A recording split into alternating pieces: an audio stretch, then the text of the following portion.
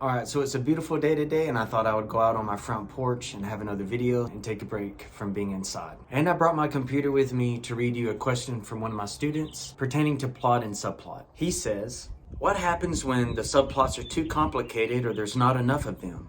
How far can you go away from the main plot before it becomes weird or too far? I'm thinking Lord of the Rings has plots and subplots that worked. So here's what I said to him. Think one subplot and think how minor stories will influence both the plot and the subplot. For example, the subplot in the movie Pride and Prejudice is about Mr. Bingley pursuing Jane Bennet.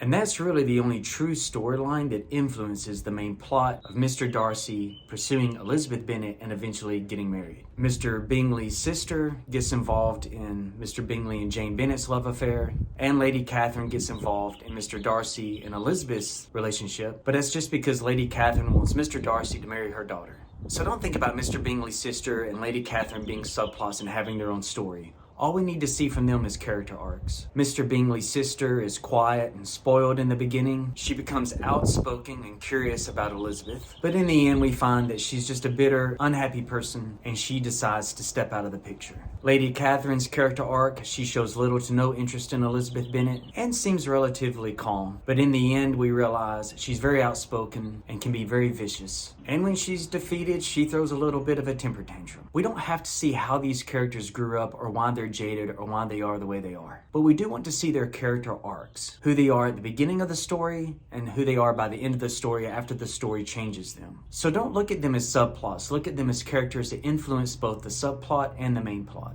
And I appreciate how the student said that Lord of the Rings had a lot of different plots and subplots and they all seem to work. But I would like to remind him and you that authors like J.R.R. Tolkien, he was creating an entire mythology for the British because they didn't have one. He even created an actual language, an alphabet and spoken language for the elves. He was a lifelong professor at Oxford University and he spent over 12 years writing Lord of the Rings. If you're going to compare yourself to another writer, I'm going to encourage you to show yourself a little more grace.